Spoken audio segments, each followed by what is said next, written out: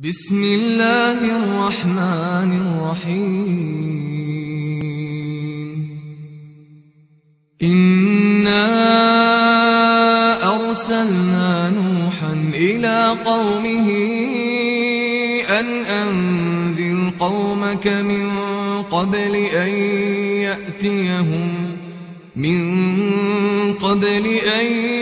يأتيهم عذاب أليم. السلام عليكم ورحمة الله وبركاته. الحمد لله نحمده ونستعينه ونستغفره ونعوذ بالله من شرور أنفسنا وسيئات أعمالنا من يهده الله فلا مضل له ومن يضلل فلا هادي له وأشهد أن لا إله إلا الله وحده لا شريك له وأشهد أن محمدا عبده ورسوله أما بعد رب اشرح لي صدري ويسر لي أمري واحلل عقدة من لساني يفقهوا قولي. கண்ணியத்திற்குரிய எல்லாமல்ல அல்லாஹுவின் நல்லடியார்களே, எல்லாமல்ல அல்லாஹுவின் மகத்தான கிருபையினால் இங்கு நடைபெற்று கொண்டிருக்கிற குடும்பவியல் மாநாட்டில் நாம் அனைவரும் பெருந்திரளாக பங்கேற்று கொண்டிருக்கிறோம். இந்த நிகழ்ச்சியில் லட்சியமில்லாத இளைய சமுதாயம் என்கிற தலைப்பு வழங்கப்பட்டிருக்கிறது. மனிதன் சந்திக்கின்ற பருவங்களிலேயே அவனது இளமை பருவம் மிக முக்கியத்துவம் வாய்ந்த, வலிமை மிக்க, சுறுசுறுப்பு மிக்க, ஆற்றல் மிக்க பருவமாக நாம் கருதுகிறோம். அல்லாஹு ரப்புல் ஆலமீன் திருக்குர்ஆனிலே இந்த இளமை பருவத்தை பற்றி நாம் எவ்வாறு இளமை பருவத்தை வலிமை மிக்க பருவமாக மதிப்பீடு செய்கிறோமோ அவ்வாறே அல்லாஹும் திருக்குர்ஆனில் குறிப்பிடுகிறான். அல்லாஹுல்லதி ஹலகக்கும் மின் ضعஃபின், அல்லாஹ் உங்களை பலவீனத்திலிருந்து படைத்தான். சும்ம ஜஅல மின் பஅதி ضعஃபின் குவத்தன், அந்த பலவீனத்திற்கு பிறகு உங்களுக்கு ஒரு வலிமையை, ஆற்றலை ஏற்படுத்தினான். சும்ம ஜஅல மின் பஅதி குவத்தின் ضعஃபன் வ ஷைபா, அந்த வலிமைக்கு பிறகு பலவீனத்தையும் முதுமையையும் அல்லாஹ் ஏற்படுத்தினான் என்று சொல்கிறான். நாம் நம்முடைய குழந்தை பருவமாக இருப்பதை பலவீனமான பருவம் என்றும், முதுமை பருவத்தை பற்றி அல்லாஹ் குறிப்பிடுகின்ற பொழுது அதுவும் பலவீனமான நரைத்த பருவம் என்றும், இந்த இரண்டுக்கும் இடைப்பட்ட இளமை பருவத்தை பற்றி அல்லாஹ் சொல்கின்ற பொழுது அதுதான் கூவத், ஆற்றல் நிறைந்த பருவம் என்பதாக அல்லாஹ்வே திருக்குர்ஆனில் அந்த பருவத்தை அங்கீகரிக்கிறான். இது ஆற்றல் மிக்க பருவம் என்பதால் தான் திருக்குர்ஆனிலே நமக்கு எடுத்துரைக்கப்பட்டிருக்கிற பல்வேறு நல்லடியார்கள் மற்றும் நபிமார்களின் வரலாறுகளை பார்த்தால் அவர்களெல்லாம் தம்முடைய இளமை பருவத்தில் தான் வரலாற்றையே புரட்டி எடுக்கக்கூடிய அளவிற்குண்டான பல சரித்திர நிகழ்வுகளை உண்டாக்கினார்கள். திருக்குர்ஆனில் பல இறை தூதர்களின் வரலாறுகள் சொல்லப்பட்டிருக்கிறது. அவ்வாறு சொல்லப்பட்ட இறை தூதர்களின் வரலாறுகளை நாம் கவனத்தோடு படிக்கின்ற பொழுது அவர்களினுடைய இளமை பருவ வரலாற்றை பற்றி திருக்குர்ஆனில் எங்கெல்லாம் சொல்லப்பட்டிருக்கிறதோ அங்கெல்லாம் அவர்கள் தம்முடைய இளமை பருவ காலகட்டத்தில் வரலாற்றையே புரட்டக்கூடிய அளவிற்குண்டான மிகப்பெரிய மாற்றங்களை தம்முடைய இளமை பருவத்தில் தான் ஏற்படுத்தினார்கள் என்பதை குர்ஆன் நமக்கு சான்றளிக்கிறது. நபி இப்ராஹிம் அலைஹிஸ்ஸலாம் அவர்களுடைய வரலாறை திருக்குர்ஆன் சொல்கிறது. இப்ராஹிம் அலைஹிஸ்ஸலாம் அவர்கள் தம்முடைய இளமை பருவத்தை அடைந்து விட்ட பொழுது ஏகத்துவ கொள்கையை அறைந்து அதை மக்கள் மத்தியில் பிரச்சாரம் செய்த அந்த பருவம் இளமை பருவம். சிலை வழிபாடுகளுக்கு எதிராக, மூட நம்பிக்கைகளுக்கு எதிராக அழுத்தமான ஆழமான குரலை இப்ராஹிம் அலைஹிஸ்ஸலாம் அவர்கள் பதிவு செய்த காலம் அவருடைய இளமை பருவ காலம். அப்போது இளைஞராக இருந்த இப்ராஹிம் அலைஹிஸ்ஸலாம் அவர்களுடைய அந்த குரல் ஒட்டுமொத்த உலகத்தையும் ஓரிரை கொள்கையை நோக்கி திரும்பி பார்க்கக்கூடிய அளவிற்குண்டான ஒரு அழுத்தமான குரலாக இருந்தது. சிலை வழிபாட்டுக்கு எதிராக தர்க்கபூர்வமான, அறிவுபூர்வமான வாதங்களை முன்வைத்து இப்ராஹிம் அலைஹிஸ்ஸலாம் அவர்கள் பிரச்சாரம் செய்த காலகட்டமும் அவருடைய இளமை பருவத்தில் தான். அதுபோல திருக்குர்ஆன் நபி யூசுப் அலைஹிஸ்ஸலாம் அவர்களின் வரலாறுகளை சொல்கிறது. யூசுப் அலைஹிஸ்ஸலாம் அவர்களின் வரலாறை அல்லாஹ் திருக்குர்ஆனில் பதிவு செய்துவிட்டு அந்த வரலாற்றிற்கு அல்லாஹ்வே அழகு சேர்க்கும் விதமாக சான்றளிக்கிறான். அஹ்சனுல் கஸஸ், அழகிய வரலாறு என்கிறான்.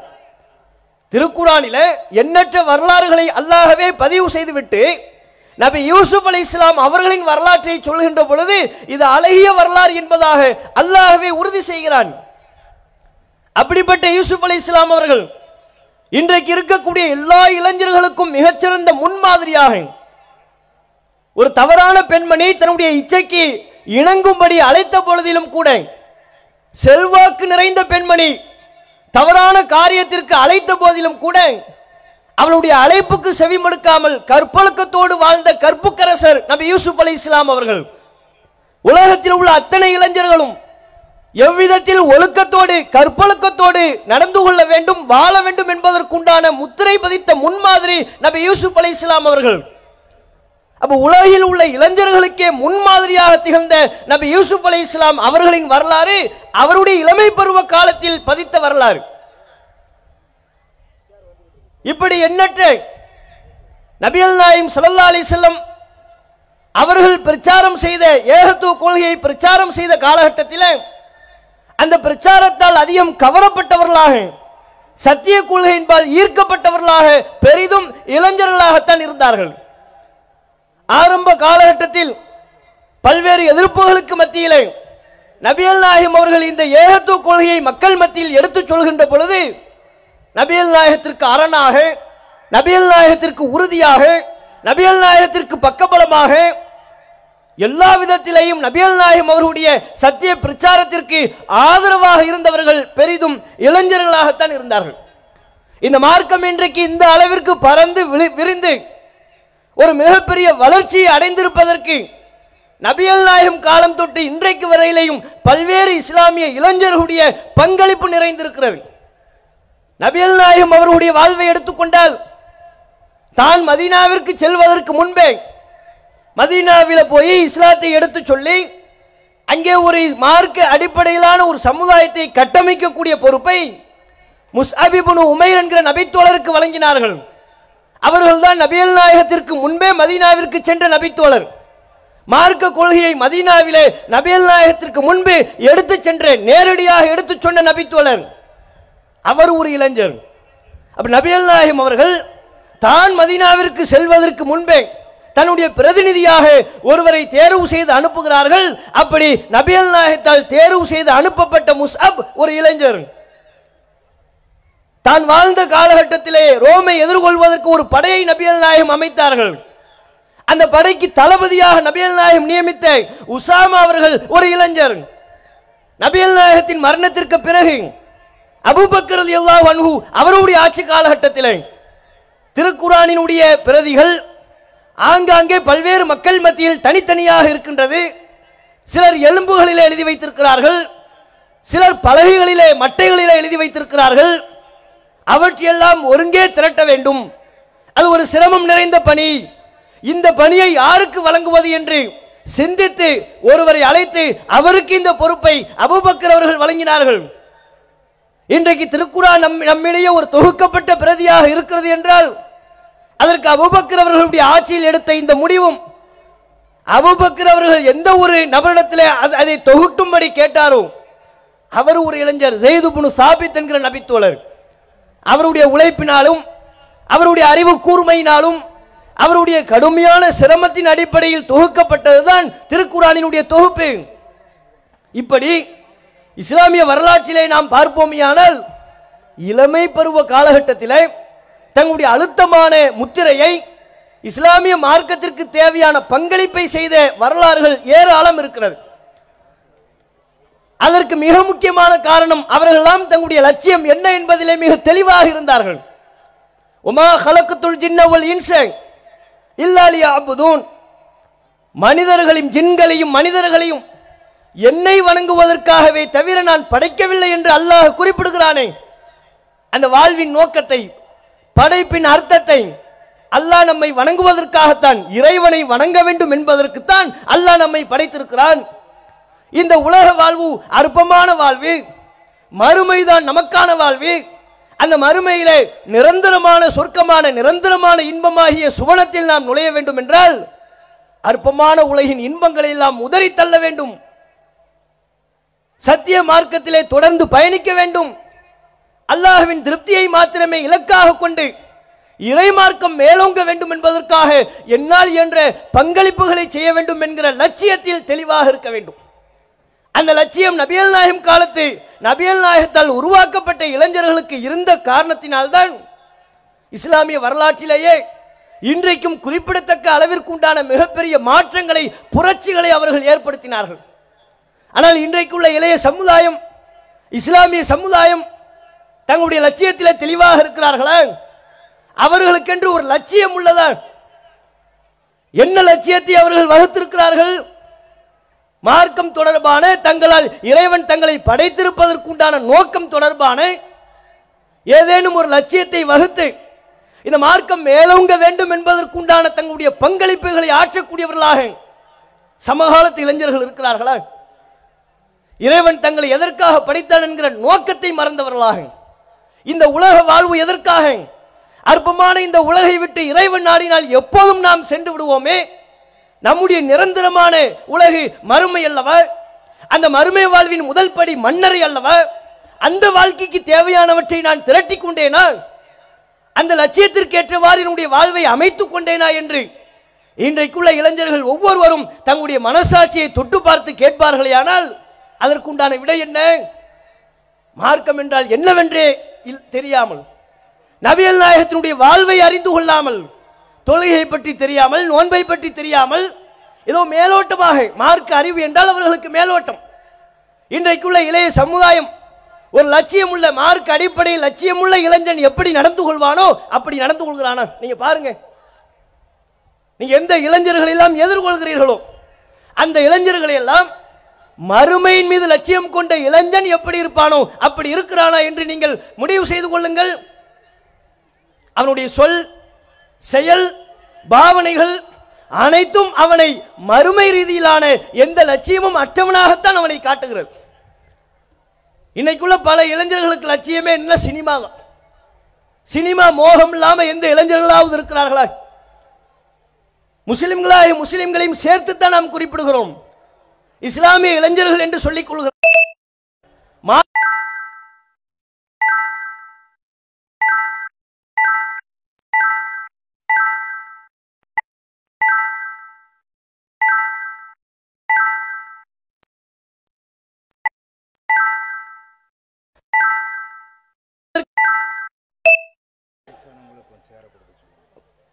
நம்ம எதிர்பார்த்ததை விட மக்கள் வந்து கொண்டே இருக்கிறார்கள். சேர்கள் பற்றாக்குறையாக இருக்குது. நம்ம சொல்லியிருக்கிறோம், முதியவர்கள்லாம் இருந்தாங்கன்னா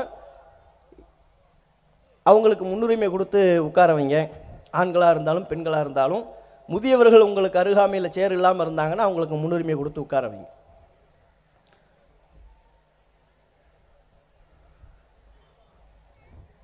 பள்ளிவாசலுக்கு போட்டி போட்டுக்கொண்டு வர வேண்டிய இளைய சமுதாயம் சினிமா தியேட்டர்களுக்கு போட்டி போட்டுக்கொண்டு செல்கிறார்கள். தொழுகையில் ரொம்ப நேரம் நிற்க மாட்டான். இந்த வருஷம் முசல்லி சில பேர் இருப்பான், பார்த்துருக்கீங்களா? பள்ளிவாசலுக்கு வர்றதே பெருநாளுக்கு மட்டும்தான். சில ஊர்களில் பள்ளிவாசல் பெருநாள் தொழுகை பள்ளிவாசல் நடத்துகிறாங்க, அவன் மட்டும்தான் போவான். ரமலான் காலத்தில் மட்டும்தான் பள்ளிவாசலுக்கு போவான். வாராந்திர ஜும்மா கூட அவன்கிட்ட இருக்காது. வருஷ முசல்லி அவனுக்கு பேர். வருஷத்துக்கு ஒரு தடவை தான் தொழுகை. போய் நின்னோம்னா எப்படி தொழுவணும்னு அவனுக்கு தெரியாது. வலப்பக்கத்தில் உள்ளவங்கள பார்ப்பாங்க, இடப்பக்கத்தில் உள்ளவங்கள பார்ப்பாங்க. அவனுக்கு நேராக அவன் எப்போ சஜிதாவுக்கு போகிறாங்களோ அப்போ சஜிதாவுக்கு போவான். அவங்க எப்போ எழுந்திருக்கிறாங்களோ அப்போ தான் இவர் எழுந்திருப்பாரு. என்ன முணுமுணுக்கணும்னே தெரியாது. உள்ளுக்குள்ளே என்ன திக்ருகளை சொல்ல வேண்டும், ருக்குவில் சொல்ல வேண்டிய திக்ருகள் என்ன, சஜிதாவில் சொல்ல வேண்டிய திக்ருகள் என்ன தெரியாது. இளைஞர்களாக இருப்பார்கள். எருமை மாட்டை போன்று சைஸில் வளர்ந்திருப்பான். குர்ஆன் தொழுகையில் ஓத வேண்டிய திக்ருகள், துவாக்களை கூட தெரியாதவனாக அந்த வருஷம் சொல்லலாம் வரும்போது நம்ம தப்பா தொழுகிறோம்னு அடுத்தவங்களுக்கு தெரியக்கூடாதுங்கிறதுக்காக என்ன தெரியுமா செய்வாங்க? இந்த சஜிதாவிலாம் சவுண்டு கேட்கும்ல, சுபஹான ரப்பியல் ஆலான்னு எல்லாரும் சொல்லுவாங்க. கேட்குறவங்களுக்கு என்ன தான் கேட்கும்? சுபான் சுபான் சுபான் இப்படின்னு கேட்கும்ல. இதை பார்த்துக்குவோம், என்ன சொல்லணும் நமக்கும் தெரியல. சுப்பு சுப்புன்னு சொல்றாங்க, நம்மளும் இப்படி சொல்லிட்டு போயிடுவான். அவனை கூப்பிட்டு நீ இப்போ என்ன தொழுத, என்ன ஓதுன, என்ன சொன்ன தெரியாது. அவனுடைய கவனம், அவனுடைய ஈர்ப்பு சினிமா தியேட்டரில். இதை ரொம்ப நம்ம ஒரு மிகைப்படுத்தி சொல்லணும்னு நீங்க நினைக்காதீங்க. சமீபத்தில் கூட ஏதோ ஒரு சினிமா படம் வந்து விட்டது. மாஸ்டர் என்கிற ஒரு சினிமா படம் வந்ததாம். மலேசியாவிலிருந்து ஒரு மூதேவி, நம்ம சமுதாயத்தை சார்ந்த ஒரு இளம் பெண்மணி. மலேசியாவில் அந்த படம் ஓப்பன் ஆகலையாம். தியேட்டரில் அந்த சினிமா படம் வெளியிடப்படவில்லையாம். என்ன செய்து விட்டால் அவன் மனசுலாம் நொந்து போயிருச்சு. என்னடா இது, ரொம்ப எதிர்பார்த்து கொண்டிருந்தோம். நம்ம ஆதர்ஷ நாயகன் அந்த சினிமா நாயகனினுடைய படத்தை திரையில் போய் பார்க்க முடியாமல் போய்விட்டதே, மலேசியாவில் இந்த சினிமா படம் வரவில்லையே, என்ன செய்வது என்று ஏங்கி ஏங்கி தவித்து நேரா இந்தியாவுக்கே வந்துட்டான். தமிழ்நாட்டுக்கே வந்து குடும்பத்தோட தமிழ்நாட்டிற்கு வருகை அளித்து சென்னையில் ஒரு தியேட்டரையே ஃபுல்லா புக் பண்ணி, யாருக்கும் சீட்டு கொடுக்காதீங்க, என்னுடைய ஆதர்ஷ நாயகனின் படத்தை எங்க குடும்பம் சகிதமா, எங்க குடும்பம் மட்டும்தான் உட்கார்ந்து நாங்க தியேட்டரில் பார்ப்போம். மொத்த தியேட்டரையும் ஒரு குடும்பமே புக் செய்து சினிமா படத்தை பார்த்திருக்கிறார்கள். பார்த்த அந்த போட்டோக்களை எல்லாம் சமூக வலைத்தளத்தில் பதிவிடுகிறார்கள். வெக்கங்கட்டு போய் அவள் இப்படியே சொல்லுகிறாள், நாங்க மலேசியாவில் ரொம்ப எதிர்பார்த்தோம், இந்த சினிமா படம் வரவில்லை, ஆகையினால் தமிழகத்திற்கு வந்து விட்டோம். இதோ இந்த சினிமா தியேட்டர் எங்க குடும்பத்துக்கு மட்டுமே இந்த ஒரு ஷோவுக்கு ஃபுல்லா புக் பண்ணி குடும்ப உறுப்பினர்கள் அனைவரும் மிகுந்த இன்பத்தோடு நாங்கள் பார்த்தோம் என்று வெட்கமின்றி, மார்க்க பற்றின்றி, அல்லாஹ்வுடைய அச்சமின்றி சமூக வலைத்தளத்தில் பதிவிடக்கூடியவர்களாக இவர்கள் இருப்பதை நீங்க பார்க்கலாம். இப்படித்தான் ஆண்கள் பெண்கள் என பலரும் சினிமா மோகத்தில் அலைந்து கொண்டிருக்கிறார்கள். நடிகர்களுடைய மோகத்தில் அலைந்து கொண்டிருக்கிறார்கள். சீரியல்களை பார்க்கக்கூடிய பெண்மணிகள், சீரியல்களில் வரக்கூடிய கதாபாத்திரங்கள், அதில் வரக்கூடிய நாயகன், அதில் இடம்பெறக்கூடிய நாயகி, அவர்களுடைய மோகத்தின் பின்னால் தெரிந்து கொண்டிருக்கிறார்கள். அந்த மோகம் தான் இவர்களை ஆட்டுவிக்கிறது என்பதற்கு வேறு எங்கும் நீங்கள் சான்றை தேடி அலைய வேண்டிய அவசியம் இல்லை. அவன் முடிவற்ற செயலை பார்த்தாலே நீங்க தெரியும். திடீர்னு பார்த்தா புள்ளிங்கோன்னு வருவான், தலையை பார்த்தீங்கன்னா கொரோனா கட்டிங்குவான். பத்திரிக்கையில் கொரோனா கட்டிங் முதல் கொண்டு அடிச்சிட்டாங்க. இந்த பக்கம்லாம் ஒன்றும் இருக்காது, சிரட்டியை கவுத்துன மாதிரி. இந்த பக்கம் ஃபுல்லா ரவுண்டா சிரைச்சிட்டு நடுவில் மட்டும் முடி. இன்னும் சில பேர் பார்த்தா கம்பி மாதிரி நீண்டு நீண்டு இருக்குது. என்னடா கேட்டால் கொரோனா கட்டிங் இப்படி தான் இருக்குங்கிறான். இன்னும் சில பேர் முடி வெட்டுற கடைக்கு போய், ஒரு காலத்துலாம் தண்ணி தெளிச்சு தானே முடி வெட்டுவோம், இப்போ அப்படி இல்லை, முடி வெட்டுற காரணம் மிரட்டுறது. ஃபயர் கட்டிங்னு ஒன்று இருக்கான். ஃபயர் கட்டிங் பெட்ரோலை லைட்டாக மண்டையில் தெளித்து பற்ற வைக்கிறது, கொப்புன்னு தலையில் முடி எரியும். அதுக்கப்புறம் மேம்போக்க அப்படியே தொட்டு தொட்டு அதை அணைச்சிட்டோம்னா பாதி எரிஞ்சும் பாதி எரியாம, பாதி தீஞ்சும் பாதி தீஞ்சு போகாம இருக்கிறது ஒரு கட்டிங். தலையில மண்ணெண்ணையை ஊற்றி பெட்ரோலை ஊற்றி எரிச்சு அதை ஒரு கட்டிங்கிற பேரில் இவங்க அடிக்கிறாங்கன்னா தலையும் சேர்ந்து எரிஞ்ச என்ன ஆகுறது? அதையெல்லாம் யோசிச்சு பார்த்தாங்களா? அதையெல்லாம் பெற்றோர்களை பற்றி யோசிப்பது கிடையாது, பொருளாதார செலவினங்களை பற்றி யோசிப்பது கிடையாது, சமூக அமைப்பை பற்றி அவர்களுக்கு எந்த விதமான கவலையும் இல்லை, பொறுப்பும் இல்லை. அவர்கள் கண்டதே காட்சி, கொண்டதே கோலம் என்பது போன்ற ஒரு வாழ்வைத்தான் இன்றைக்குள்ள இளைய சமுதாய மக்கள் வாழ்ந்து கொண்டிருக்கிறார்கள். அவங்க செல்போனை வாங்கி பாருங்க, முகப்பு அட்டையில் டெஸ்க்டாப்லேயே ஸ்கிரீன்லேயே ஏதாவது ஒரு நடிகன் அல்லது ஒரு நடிகை சிரித்து கொண்டிருப்பார். என்ன அர்த்தம்? நான் என்னுடைய பெற்றோரை விட, என் சொந்த பந்தங்களை விட, என் ஊராரை விட, என் சமூகத்தை விட, நான் வாழ்கிற இந்த மக்களை விட எனக்கு இந்த நடிகன், இந்த கூத்தாடி தான் பெருசு, இந்த சினிமா நடிகை தான் எனக்கு பெருசு என்பதைத்தானே அவன் அப்படி சொல்லுகிறான். ஊருக்கு ஊர் சங்கங்களை ஏற்படுத்தி கொண்டு தன்னுடைய பெயரோடு சேர்த்து அந்த நடிகனுடைய பெயரையும் சேர்த்து இணைத்து கூறுவதில் ஆனந்தம் அடையக்கூடியவர்களாகவும், சினிமா நடிகன் அவர்களுடைய விரும்பப்படுகிற ஒரு நடிகனின் சினிமா படம் வந்துவிட்டால் அதற்கென்று கட் அவுட் வைப்பவர்களாகவும், அதில் பாலை ஊற்றி பாலாபிஷேகம் செய்பவர்களாகவும், இன்னும் பல்வேறு விதமான அனாச்சாரங்களான காரியங்களை செய்து கொண்டிருக்கிறார்களே. இந்த சினிமா பைத்தியங்கள் என்னவென்பது, இவர்களுக்கு என்ன லட்சியம் இருக்கிறது? யோசித்து பாருங்கள். இளம் பெண்கள் என்று எடுத்துக்கொண்டால் நம்ம சமூகத்தில் இளம் பெண்களும் திரைக்கு செல்வது, சினிமா படங்களை பார்ப்பதற்காக வேண்டி திரைக்கு செல்வது அதிகரித்திருக்கிறது. அதையும் தாண்டி வீடுகளிலே உட்கார்ந்து கொண்டு குடும்பம் சகிதமாக சீரியல்களை பார்க்கிறதும், தேவையற்ற கூத்து கும்மாளங்களான அடிப்படையிலான நிகழ்ச்சிகளை பார்ப்பதும், அது குடும்பமா உட்கார்ந்து பார்த்து குடும்பமா கமெண்ட் சொல்லிக்கிட்டு இருப்பாங்க. தனியா சிங்கிளாலாம் பார்க்கறது இல்லை. திடீர்னு ஒரு நாடகத்தை குடும்பமா உட்கார்ந்து பார்த்துக்கிட்டு இருப்பாங்க. அதுல ஒரு நாடகத்தில் ஹீரோயின் கதாபாத்திரம் பிரசவ வலி வர்ற மாதிரி நாடகத்தை முடிச்சிருப்பாங்க. தொடரும்னு போட்டுருவான். இங்க குடும்பம் உடனே டிஸ்கஸ், என்ன இப்படி முடிச்சு விட்டாங்க, அவளுக்கு சுகப்பிரசவமா ஆபரேஷனான்னு தெரியலையே. ஏது இவங்க கவலை குடும்ப சகிதமா. அவங்களுக்கு சொன்னா போதும், குடும்பமா போய் உட்கார்ந்து அந்த கதாபாத்திரத்துக்கு பிறந்த குழந்தை என்ன ஆண் குழந்தையா பெண் குழந்தையான்னு சொல்லப்படுச்சுன்னு வைங்க, பூஸ்ட் ஹார்லிக்ஸோட சேர்ந்து போய் விசாரிச்சுட்டு வந்தாலும் தர தயாரா இருக்கிறாங்க நம்ம சமுதாயம். எந்த அளவிற்கு இந்த சினிமா மோகம், சீரியல்களின் மோகம், இதுவெல்லாம் ஒரு லட்சியம் உள்ள, மார்க்கப்பற்று உள்ள, மறுமை ரீதியிலான லட்சியம் கொண்ட இளைஞர்கள் செய்யக்கூடிய செயல்பாடு யோசித்து பாருங்கள். அவனுடைய ஆடையிலையும் சினிமாவினுடைய தாக்கம், இந்த மார்க்கத்தின் தாக்கம் எதுவுமே இல்லை அவர்களிடத்தில். நபிகள் நாயகம் ஸல்லல்லாஹு அலைஹி வஸல்லம் அவர்கள் சொன்ன போதனைகள் எதுவும் இல்லை. நபிகள் நாயகம் ஸல்லல்லாஹு அலைஹி வஸல்லம் அவர்கள் எந்த அளவிற்கு நமக்கு சொல்லித் தந்தார்கள்? ஆடை அழகாக இருக்க வேண்டும் என்றார்கள், தூய்மையாக இருக்க வேண்டும் என்றார்கள். தலைவிரி கோலமாக இருப்பதை நபிகள் நாயகம் ஸல்லல்லாஹு அலைஹி வஸல்லம் அவர்கள் தவறென்றார்கள். பள்ளிவாசலுக்கு தலைவிரி கோலமாக ஒருவர் வந்ததை பார்த்து உன்னுடைய தலையை அழகாக சீவிக்கொள் என்று அறிவுறுத்தினார்கள். இப்படி அன்றாட நடைமுறைகளிலும் கூட நபிகள் நாயகம் அவர்கள் பல்வேறு நடைமுறைகளை நமக்கு கற்றுத்தந்திருக்கின்ற பொழுது அவற்றெல்லாம் கவனம் செலுத்தாமல் சினிமா படத்தை பார்த்து ஒரு ட்ரெஸ் எடுக்க போறதா இருந்தான்னு வைங்க, பெண்கள்லாம் எப்படி ஒரு காலத்தில் சீரியலை பார்ப்பாங்க, சினிமா படங்களில் வரக்கூடிய கதாநாயகை பார்த்து அந்த சேலைக்கு ஒரு பேர் வச்சிருவாங்க. ஒரு காலத்தில் வச்சாங்களா நதியா கம்மல், நதியா சேலை, அது மாதிரி இப்போ உள்ள நடிகைகள் என்னவோ அவ பேரை சொல்லி அந்த சேலை இருக்குதா? இந்த நாடகத்தில் ஒரு பொம்பளை சேலை போட்டிருக்கிறாள், அது மாதிரி சேலை இருக்கா? அவன் அந்த சேலை கடைக்காரனை போட்டு பாடாப்படுத்துறது. ஆம்பளைங்க இவங்க போனாங்கன்னு வைங்க, இவங்க கும்பலாக தான் போறானுங்க. 10 பேர் சேர்ந்து கும்பலா போய் உட்காந்து நாங்கள் எல்லாம் ஒரே மாதிரி சட்டை போடணும். எதுக்கு அப்படி ஒரு முடிவு? நம்ம யூனிஃபார்முக்கு போட்டோம்னா அது வேற, தேவைக்கு ஒரு நிகழ்ச்சி ஏற்பாட்டுக்கு யார் யார் எங்கே இருக்கிறோம்னு கண்டறிவதற்கு ஒரு யூனிஃபார்முக்கு போடுவோம். இளைஞர்கள் போகிறது எந்த அர்த்தத்தில்? இப்போ உள்ள ட்ரெண்டில் உள்ள இளைஞர்கள் போடுறது 10 பேர் சேர்ந்து கும்பலாக போவாங்க. நாங்கள் எல்லாம் செட்டாக சேர்ந்தா சட்டை போடுவோம், ஒரே கலரில் 50 மீட்டர். அவன் திகைச்சு போய் நிற்பான். நீ கேட்குற துணியில் 50 மீட்டர் இல்லைப்பா, என்னங்க நீங்கள் துணிக்கடை நடத்துறீங்க? நாங்கள் கேட்குற கலரில் 50 மீட்டர் இல்லைன்னா உனக்கு எதுக்கு துணிக்கடை? உங்கள் துணிக்கடையில் தீய வைக்க போகிறோம் நாங்கள் அப்படிங்கிற ரேஞ்சுக்கு கோவப்பட்டுக்கிட்டு கடைக்கடையாக ஏறி இறங்கி ஒரு துணி எடுத்துருவான். அதை எடுத்துகிட்டு போய் டெய்லர்கிட்ட கொண்டு போய் கொடுத்து அவனை மிரட்டுவான் பாருங்க. சட்டை வச்சு கிழிச்ச மாதிரி, பாக்கெட்டு வச்சு கிழிச்ச மாதிரி இருக்கணும். ஒன்று பாக்கெட்டை வை, இல்லை பாக்கெட்டு வேண்டான்னு சொல்லு. டெய்லர்கிட்ட போய் இந்த பக்கம் வி ஷேப்பில் வரணும், இந்த பக்கம் பாக்கெட்டு வச்சு கிழிச்ச மாதிரி இருக்கணும், இங்கிட்டு ஒரு பட்டன் போடுங்க, இந்த பக்கம் கொஞ்சம் வச்சுக்கு ஃபேண்ட்டை கிழிங்க. ஃபேண்ட்டு பாக்கெட்டுன்னு வைங்க, பின்னால் ஒரு பாக்கெட்டு வளைச்சு பாக்கெட்டு 10 பாக்கெட்டு. ஒரு பாக்கெட்டில் சல்லி பைசா இருக்காது, அது தனி. பாக்கெட்டு மட்டும் வளைச்சு வச்சிருப்பார். அப்போ கிழிந்ததை போன்று ஜீன்ஸ் பேண்ட்லாம் இப்போ போடுறானுங்க பசங்க. போடுற பேண்டெல்லாம் பார்த்தீங்கன்னு வைங்களேன், முட்டுக்காலில் கிழிஞ்சிருக்கு. ஒரு பையனை பார்த்தோம்னா ஏதோ ஆக்சிடென்ட்ல கீழே விழுந்துட்டான் போல இருக்கு. 2 முட்டை அவனுக்கு தேஞ்சு போய் பேண்ட் கிழிஞ்சிருச்சு. நம்ம கவலைப்படுவோம். கூப்பிட்டு என்னப்பா இப்படி கிழிஞ்சிருக்குன்னு கேட்டால் இப்போ இதுதான் பை ஃபேஷனு, ட்ரெண்டிங் தெரியாது அவங்களுக்கு. இப்போ கிழிஞ்ச பேண்டை போடுறது தான் ட்ரெண்டிங்கா.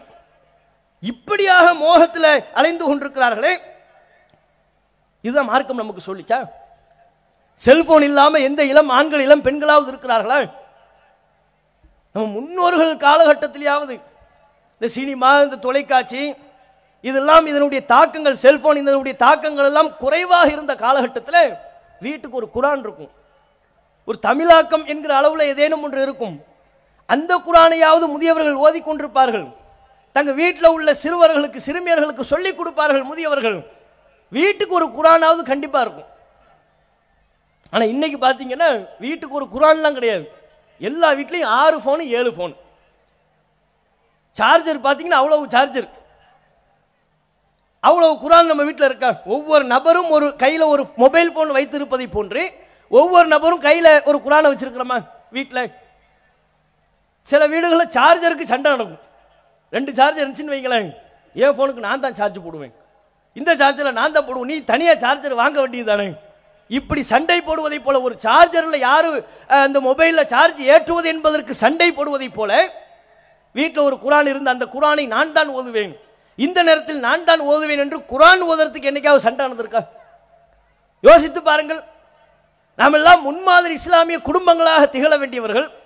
நம்முடைய வீடுகளிலே திருக்குரானை ஓதி அல்லாஹ்வினுடைய அருளை பெற்று ஷைத்தானினுடைய செயல்களை விரட்ட கடமைப்பட்ட நம் சமுதாய மக்கள் ஷைத்தானியத்தான காரியங்களிலேயே, தீமையான பாவமான காரியங்களிலேயே மூழ்கி திளைப்பவர்களாக, எந்நேரமும் செல்போன்ல தேவையற்ற காரியங்களிலேயே மூழ்கி திளைப்பவர்களாக இன்றைக்குள்ள இளைய சமுதாயம் இருக்கிறார். பெற்றோரை விட்டு கூட பிரிஞ்சிருப்பாங்க, ஃபேஸ்புக்கை விட்டு பிரிஞ்சிருக்க மாட்டான். ஒய்ஃப் இல்லாம கூட இருந்துருவான், வைஃபை இல்லாம இருக்க மாட்டான். இப்போ உள்ள இளைஞர்கள் அப்படித்தான் இருக்கிறார்கள். அவன் கையில் செல்போனை புடுங்குருங்க, கை பதட்ட ஆரம்பிச்சிடும். ஒரு 5 மணி நேரத்துக்கு நீ செல்போன் இல்லாமல் இருன்னு சொல்லி பாருங்க. அது சொன்ன உடனே பல பேர் என்ன 5 மணி நேரமா செல்போன் இல்லாமலையா, ஏன் இப்படி ஒரு பனிஷ்மெண்ட் எனக்கு என்று கேட்கக்கூடிய அளவில். அப்போ மதுவுல போதை போதை என்று சொல்கிறோமே, அது மட்டும்தான் போதையா? ஒரு மனிதனின் அறிவை இழக்க செய்யக்கூடிய, அவனுடைய சிந்திக்கும் ஆற்றலை இழக்க செய்யக்கூடிய அனைத்தும் போதைதான். மதுவில் அந்த அளவிற்கு ஒருவன் ஊறி திளைக்கிறான் என்றால் அது எப்படி போதையோ அது போலத்தான் செல்போன் என்கிற போதையும் இன்றைக்கு சமூகத்தை, குறிப்பாக இளைய சமூகத்தை ஆட்டி படைக்கிறது. பல இளைஞர்கள் தங்களுடைய கனவை தொலைத்து நிற்பதற்கும், தங்களுடைய சக்தி ஆற்றலை எல்லாம் இழந்து நிற்பதற்கும், தங்களுடைய உயர் படிப்புகள் கனவுகளை எல்லாம் நிறைவேற்றுவதற்கு மிகப்பெரிய தடைக்கல்லாக இருப்பதும் இந்த செல்போனை, சமூக வலைத்தள பயன்பாடுகள். மறுக்க முடியுமா? கவனத்தோடு படிக்க வேண்டும் என்று இருக்கக்கூடிய ஒரு இளைஞன், அவனுடைய கவனம் தவிர்க்கப்படுவது, படிப்பிலிருந்து திசை திருப்பப்படுவது எதில்? செல்போன் பயன்பாட்டில் தானே, சமூக வலைத்தளங்களினுடைய தாக்கத்தினால் தானே. மார்க்கத்தில் சிந்தனை கொண்ட ஒருவர் இது போன்று மார்க்க நெறிமுறைகளை மீறக்கூடிய வகையில் செல்போன்களையும் சமூக வலைத்தளங்களையும் பயன்படுத்துவார்களேயானால் அது எந்த அளவிற்கு ஒருவனை இட்டு செல்லும்? அல்லாஹ்வுடைய நினைவை மறந்து இது போன்ற காரியங்களில் ஈடுபடுகின்ற பொழுது, அன்றாடம் பேப்பர்களை நம்ம படிக்கிறோமே, செல்ஃபி மோகத்தில் எதை செல்ஃபி எடுக்க வேண்டும், எதை போட்டோ புகைப்படம் எடுக்க வேண்டும், எதை பொதுவெளியில் பகிர வேண்டும் என்கிற வரையறையே இல்லாமல் போயிட்டு பல செய்திகள் பத்திரிகைகளில் பார்க்கிறோம். ஒருத்தன் செல்ஃபி எடுக்க போயிருக்கிறான். அவன் நோக்கம் என்னவா? எதை செல்ஃபி எடுக்கணுமா? தண்டவாளத்தில் முன்னால் நின்று தான் செல்ஃபி எடுப்பேன்னு அடம் பிடிச்சி, அதுவும் வெறும் தண்டவாளத்தில் இல்லை, ட்ரெயின் வரும்போது செல்ஃபி எடுக்கணுமா? ட்ரெயின் தண்டவாளத்தில் தன்னை கிராஸ் பண்ணி போகும்போது பக்கத்தில் போகிற மாதிரி செல்ஃபி எடுக்கணுமோ போய் நின்று இருக்கிறாங்க. கேமரா ரியரில் ட்ரெயின் ரொம்ப தூரமாக வர்ற மாதிரி தெரிஞ்சிருக்குது. செல்ஃபி எடுக்கும்போது அவனையும் சேர்த்து ட்ரெயின் அடிச்சுட்டு போயிடுச்சு. மரணம். பத்திரிகைகளில் வெளிவந்த கற்பனையான மிகைப்படுத்தப்பட்ட செய்தி அல்ல, வெளிவந்த செய்தி. மொட்டை மாடியில் நின்று கொண்டு குதிப்பதை போன்று ஒருவர் செல்ஃபி எடுத்திருக்கிறார். நிஜமாகவே குதித்து விட்டார். குதித்து விட்டால் அப்போது அவருடைய கால்கள் உடைந்து விட்டது என்கிற பல செய்திகளை பார்க்கிறோம். ஒரு மாநிலத்தில் துப்பாக்கியை வைத்துக் கொண்டு ஒருவன் செல்ஃபி எடுத்திருக்கிறான். செல்ஃபி எடுக்கின்ற பொழுது துப்பாக்கியில் உள்ள அந்த ட்ரிக்கர் கை தவறிப்பட்டு குண்டு முழங்கி அவன் அந்த தோட்டாவினால் பாதிக்கப்பட்டு உயிரிழந்தான் என்கிற செய்தி நொய்டா என்கிற பகுதியில் நடைபெற்றதை பார்க்கிறோம். இப்படி செல்ஃபி மோகத்தில் அலையக்கூடியவர்கள், செல்போன் மோகத்தில் அலையக்கூடியவர்கள், நபிகள் நாயகம் ஸல்லல்லாஹு அலைஹி வஸல்லம் அவர்கள் சொன்னதை நினைச்சு பாருங்க. நமக்கு கிடைத்திருக்கக்கூடிய இந்த இளமையும், நமக்கு கிடைத்திருக்கக்கூடிய ஓய்வு நேரங்களும் அல்லாஹ்வினால் நமக்கு வழங்கப்பட்டிருக்கிற மிகச்சிறந்த அருட்கொடைகள். நபிகள் நாயகம் சொன்னார்கள், நிஅமத்தானி மக்பூனுன் ஃபீஹிமா கஸீரும் மினன் நாஸ். 2 அருட்கொடைகள் அதிகமான மக்களால் பால்படுத்தப்படுகின்றது. அஸ்ஸிஹத்து வல் ஃபராக், உடல் ஆரோக்கியமும் ஓய்வு நேரங்களும் ஒரு மனிதனுக்கு அல்லாஹ் வழங்கியிருக்கிற ஆகச்சிறந்த அருட்கொடைகள். ஆனால் அந்த அருட்கொடைகளை சரியான முறையில் மனிதர்கள் புரிந்து கொள்ளாமல் அதிகமான மக்கள் வீணாக்கி கொண்டிருக்கிறார்கள் என்று நபிகள் நாயகம் ஸல்லல்லாஹு அலைஹி வஸல்லம் அவர்கள் சொன்னார்கள். அந்த உடல் ஆரோக்கியத்திலெல்லாம் கவனம் செலுத்தாமல் ஓய்வு நேரங்களை சரியான அடிப்படையில் நம்முடைய மார்க்க அறிவை வளர்த்துக் கொள்வதற்கும், ஒழுக்க நெறிகளை சரியாக சீரமைத்துக் கொள்வதற்கும், அல்லாஹ்வுடைய அச்சத்தை அதிகப்படுத்திக் கொள்வதற்கும் பயன்படுத்த வேண்டிய ஓய்வு நேரங்களை வீணான காரியங்களிலே செலவு செய்யக்கூடியவர்களாக இளைய சமுதாய மக்கள் இருக்கிறார்களா இல்லையா? போதை பழக்கம். ஒரு காலத்தில் சிகரெட்டு குடிக்கிறது தான் ஒரு குடும்பத்தில், ஒரு சமூகத்தில் ஒரு மிகப்பெரிய தவறாக பார்க்கப்பட்டது. பையங்கார சிகரெட்டு கடையில் நின்று குடிச்சிட்டான், பீடி குடிச்சிட்டான்னா அது எப்படியேனும் தகப்பனாருக்கு போய் செய்தி போய் சேர்ந்துடும். தகப்பனார் கட்டி வச்சு அடிப்பாரு, பீடி குடிச்சியா அப்படின்னு கேட்பாரு. இல்லைன்னு பொய் சொல்லுவாங்க. நான் குடிக்கல, ஃப்ரெண்டு தான் தந்தான், அவனை ஃப்ரெண்டு மேலே பழிய போடுவான். இப்படி பலவாறான ஒரு நிலை இருந்தது பீடி குடிப்பதற்கு. இன்றைக்கு அது சர்வ சாதாரணமாகிவிட்டது. பீடி, சிகரெட்டு, புகைப்பழக்கம், இதுவெல்லாம் புகையிலை பழக்கம், இதுவெல்லாம் சாதாரண ஒரு பழக்கமாக, குடும்பத்துக்குள்ளேயே அறியப்பட்ட ஒரு பழக்கமாக மாறிவிட்டது. மகன் சிகரெட்டு குடிக்கிறது பெற்றோருக்கு தெரியும், கண்டுகொள்ள மாட்டார். பையங்காரன் கடையில் நின்று சிகரெட்டு குடிச்சிக்கிட்டு இருப்பாங்க. அவன்கிட்ட சொல்லப்பட்டா கூட, உங்கள் தகப்பனார் வர்றாரு, உங்கள் வாப்பா வர்றாரு, உங்கள் அப்பா வர்றாருன்னு சொல்லப்பட்டா கூட, அவர் வர்றாரா பார்த்தாலும் கண்டுக்க மாட்டார். எப்படிப்பா சொல்கிறேன், எங்களுக்குள்ள ஒரு ஒப்பந்தம், ஜென்டில்மேன் ஒப்பந்தமா. நான் கடையில் நின்று சிகரெட்டு குடிக்கிறத நீ பார்த்தா நீ பார்த்தும் பார்க்காத மாதிரி போய்க்க, நீ சிகரெட்டு குடிக்கிறத கடையில் வழியில் எதேச்சியா நான் பார்த்துட்டா நான் பார்த்தும் பார்க்காத மாதிரி போய்க்குவேன். இப்படி நாங்கள் 2 பேரும் ஒரு ஜென்டில்மேன் அக்ரிமெண்ட்ல இருக்கிறோம், அதனால் நீங்கள் பயப்படாதீங்க, அவர் பார்க்காத மாதிரி போயிடுவார். என்ன ஒரு ஜென்டில்மேன் கேடுகட்ட ஒப்பந்தம் பாருங்க. இப்போ புகைப்பிடிப்பதே சாதாரணமான ஒன்றாக பார்க்கப்பட்டதுனால தான் அதை தாண்டி பல்வேறு விதமான போதை பழக்கங்களுக்கு நம் சமூக இளைய மக்கள் அடிமைப்பட்டு கிடக்கக்கூடிய அளவிற்கு உண்டான ஒரு நிலை ஏற்படுகிறது. பல இளைஞர்கள் நாம் நினைக்கிறோம் இவர்களெல்லாம் சாதாரணமானவர்கள், சின்னஞ்சிறியவர்கள், ஒன்றுமே தெரியாது என்று நாம தவறாக நம்முடைய பிள்ளைகளை பற்றி நினைத்துக் கொள்கிறோம். ஆனால் சமூக நிலையை, யதார்த்த நிலை என்ன என்பதை நீங்கள் யோசித்து பாருங்கள். அவர்களுடைய கெட்ட பழக்க வழக்கங்கள், தவறான நட்பு பழக்க வழக்கங்கள், 4-5 நபர்களாக சேர்ந்து கொண்டு மலை அடிவாரத்திற்கு செல்வதும், யாருமே நடமாட்டமில்லாத கண்காணிப்பில்லாத புதர்களுக்குள்ளே செல்வதும், போகும்போதே மதுபான பொருட்களையும் இன்னும் பல்வேறு விதமான போதைப் பொருட்களையும் கொண்டு சென்று அதை உட்கொள்வதை பழக்கமாக கொண்டிருக்கிறார்கள். குளிக்க போறங்கிற பேர்ல போறது, போகும்போதே எல்லா ஐட்டங்களையும் சேர்த்து கொண்டு போறது. அதற்காக வேண்டிய அத்தனை இளைஞர்களும் இப்படித்தான் என்று நாம் சொல்லவில்லை, கணிசமாக இப்படி இருக்கிறார்கள். முஸ்லிம்கள் அடர்த்தியாக இருக்கக்கூடிய பகுதிகள் எல்லாம் இப்படியான பிழைகள், இப்படியான காரியங்கள் நடைபெறுகிறது. இதில் பெற்றோர்கள், சமூக மக்கள் அனைவருடைய கண்காணிப்பு இதில் தேவைப்படுகிறது. ஒரு இளைய சமூகம், எந்த சமுதாயம் சரியான அடிப்படையில் தம்முடைய இளைய சமூகத்தை கட்டமைக்கிறார்களோ அந்த சமூகம் தான் பொருளாதார ரீதியாக, அரசியல் ரீதியாக, வள ரீதியாக அனைத்திலையும் மேம்பட்ட ஒரு சமூகமாக மாறும். ஒரு சமூகத்தின் வளர்ச்சி என்பது அந்த சமூகத்தில் உள்ள அதிகமான சதவீத மக்களாக இருக்கிற இளைஞர்களை மையப்படுத்தித்தான். ஒரு சமூகத்தின் இளைஞர்கள் சீரழிந்து விட்டால், அவர்கள் தவறான பாதையை நோக்கி சென்று விட்டால், அவர்கள் இந்த உலகத்தின் அற்பமான சுகபோகங்களுக்கு பின்னால் செல்பவர்களாக மாறிவிட்டால் அந்த சமூகத்தின் நிலை பரிதாபத்திற்குரியதாக மாறிவிடும். அப்ப நாம் நம்முடைய சமூக கட்டமைப்பை பாதுகாப்பதற்கு நம் சமூகத்தில் உள்ள அச்சாரமாக இருக்கிற, ஆணிவேராக இருக்கிற நம்முடைய இளைய சமூகத்தை பாதுகாக்க வேண்டிய பொறுப்பு, கடமை அனைவருக்கும் இருக்கிறது. ஒரு புறத்திலே இத்தகைய இளைஞர்கள் நெறிதவறி செல்கிறார்கள் என்றால் அதற்குண்டான காரணத்தை பெற்றோர்களும் சமூக அமைப்புகளுமே ஏற்றுக்கொள்ளணும். நம்மளும் ஒரு காரணம், பங்கா இருக்கிறோம். சிறு வயதிலிருந்தே நம்முடைய பிள்ளைகளுக்கு நாம எதை முக்கியம்னு சொல்லிக் கொடுக்கிறோம்? மார்க்கம் முக்கியம்னு சொல்லிக் கொடுக்கிறோமா?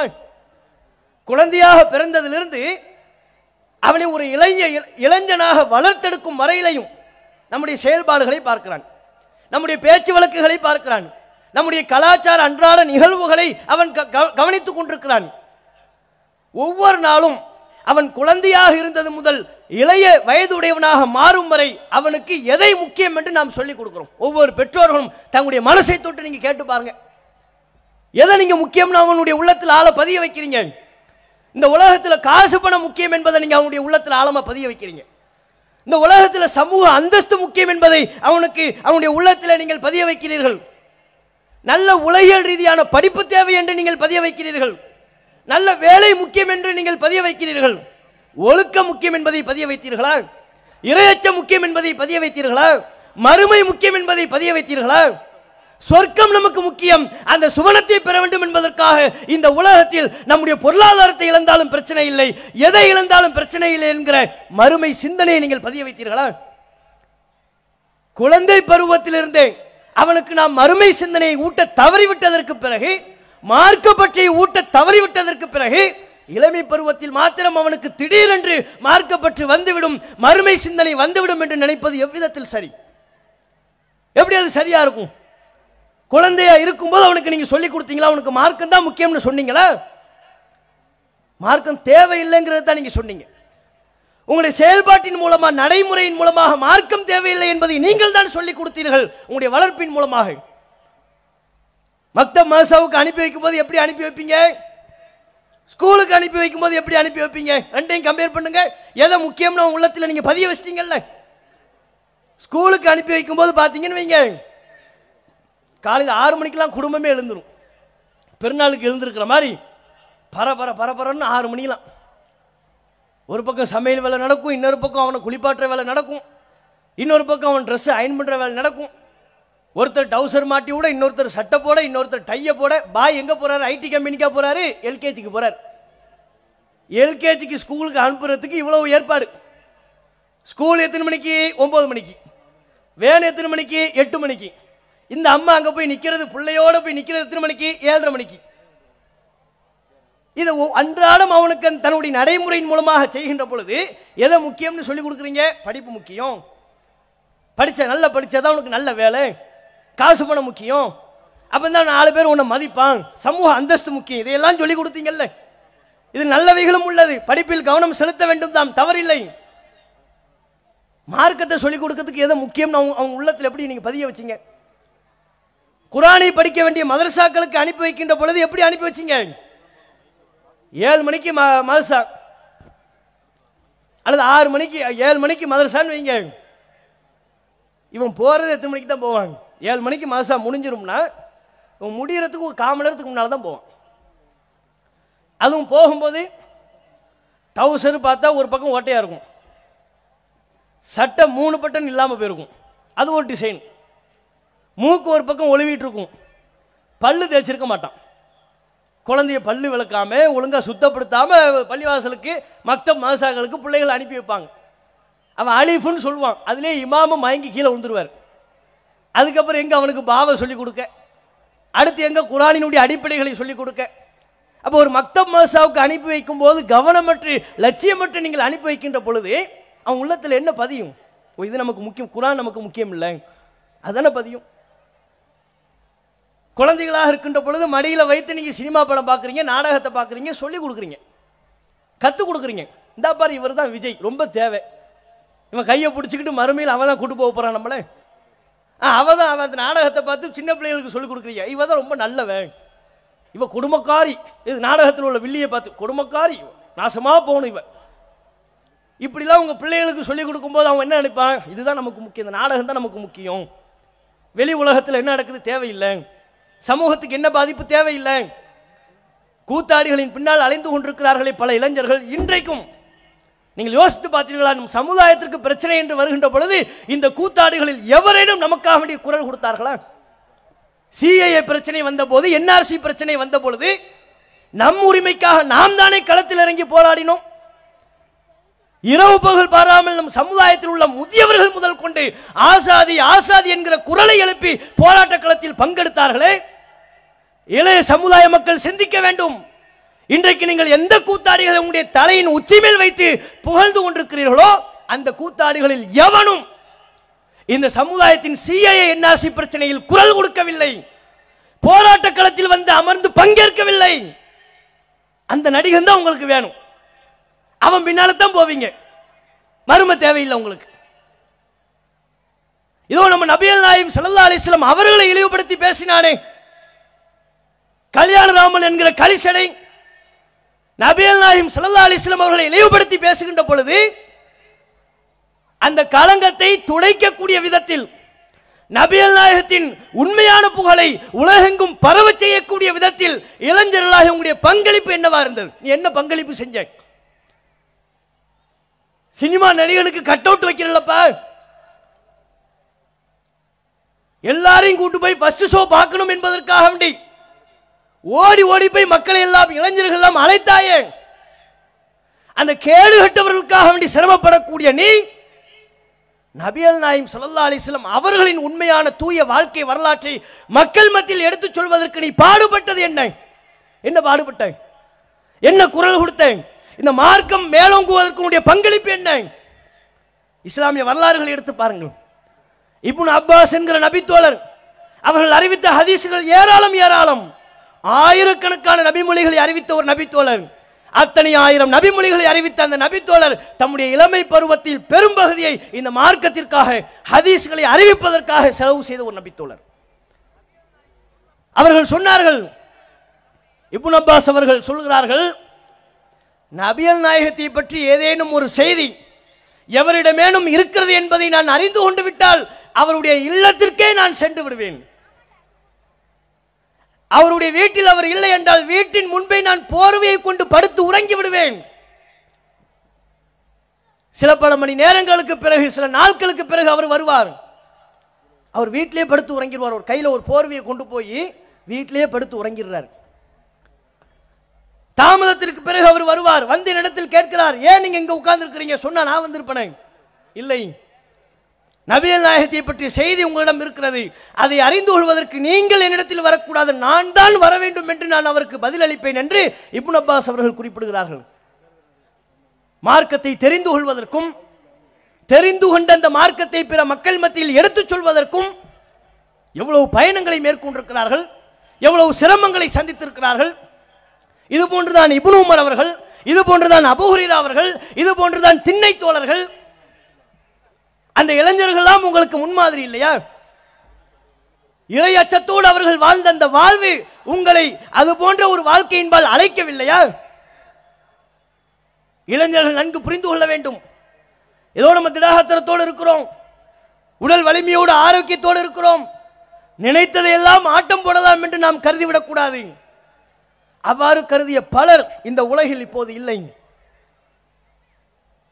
திடீர் மரணங்கள் பல ஏற்படுகிறது. நன்கு ஆரோக்கியத்தோடு காணப்பட்டவர்கள் எல்லாம் எங்கே போனார்கள் என்று தெரியாத அளவிற்கு இந்த உலகை விட்டு திடீர் மரணம் ஏற்பட்டு பிரிந்திருக்கிறார்களா இல்லையா? அப்படியான ஒரு மரணத்தை அல்லாஹ் நமக்கு திடீர் மரணத்தை ஏற்படுத்தக்கூடாது என்று நாம் பிரார்த்தனை செய்ய வேண்டும், அது தனி. ஆனால் நான் எப்போது வேண்டுமானாலும் மரணிப்போம் என்கிற ஒரு நிலைதான் இருக்கிறது. நான் மரணித்து விட்டால் என்னுடைய பிள்ளைகள், என்னுடைய குடும்பங்கள், என்னுடைய நண்பர்கள் அனைவரையும் விட்டு நான் பிரிந்து விடுவேன். அதற்கு பிறகு எனக்கு துணை நிற்பது, நான் வாழ்ந்த காலகட்டத்தில் எந்த அளவிற்கு அல்லாஹ்விற்கு பயந்து வாழ்ந்தேன், அல்லாஹ்வுடைய அச்சத்தின் பேரில் எப்படியான நல்லறங்களில் ஈடுபட்டேன், அந்த நல்லறங்கள் தான் எனக்கு துணையாக நிற்கும். இந்த உலகத்தில் உள்ள வேறு யாரும் நமக்கு துணையாக இருக்க மாட்டார்கள். ஆகவே அந்த மறுமை சிந்தனையை கவனத்தில் கொண்டு லட்சியத்தோடு வாழக்கூடியவர்களாக, திருக்குர்ஆனில் அல்லாஹ் குகை தோழர்களின் வரலாறை குறிப்பிடுகிறானே, இணை வைப்பிலிருந்து விலகி ஒரு இறைவனை மாத்திரம்தான் வணங்க வேண்டும் என்கிற ஏகத்துவ கொள்கையை சொல்லி அதனால் பல இன்னல்களுக்கு ஆளாகி கொண்ட கொள்கைதான் முக்கியம் என்பதை பறைசாற்றக்கூடிய விதமாக ஒரு குகையில் போய் தஞ்சமடைந்து கொண்டார்கள். அவர்களின் அழகிய வரலாறு திருக்குர்ஆனில் இருக்கிறது, படித்து பார்த்துக் கொள்ளுங்கள். அவர்கள் எப்படி அல்லாஹ்வுடைய திருப்தி தான் நமக்கு முக்கியம், கொண்ட கொள்கைதான் முக்கியம், அதற்காக பெற்றோர்களை பகைக்க வேண்டியது வந்தால் நான் பகைப்பதற்கு தயார் என்று இருந்தார்கள். சொந்த ஊரை துறந்து செல்ல வேண்டிய தேவை ஏற்பட்டால் அதற்கும் தயார். என்னுடைய லட்சியம் மறுமை, என்னுடைய லட்சியம் அல்லாஹ் நாளை மறுமையில் தரக்கூடிய சொர்க்கம் என்று தங்களுடைய லட்சியத்தில் தெளிவாக இருந்த அத்தகைய இளைஞர்களை முன்மாதிரியாக கொண்டு நாமும் நம்முடைய இந்த உலக வாழ்வில் நம்முடைய செயல்பாடுகளை அல்லாஹ்விற்காக பயந்து அமைத்துக் கொள்கிற நன்மக்களாக திகழ வேண்டும். அத்தகைய ஒரு நற்பாதையை நோக்கி இளைஞர்கள் அனைவருக்கும் அன்போடு அழைப்பு விடுத்தவனாக என்னுடைய இந்த உரையை நிறைவு செய்து கொள்கிறேன். வாஹூர் தாவானா அல்ஹம்துலில்லாஹி ரப்பில் ஆலமீன். அஸ்ஸலாமு அலைக்கும் வரஹ்மத்துல்லாஹி வபரகாத்துஹு.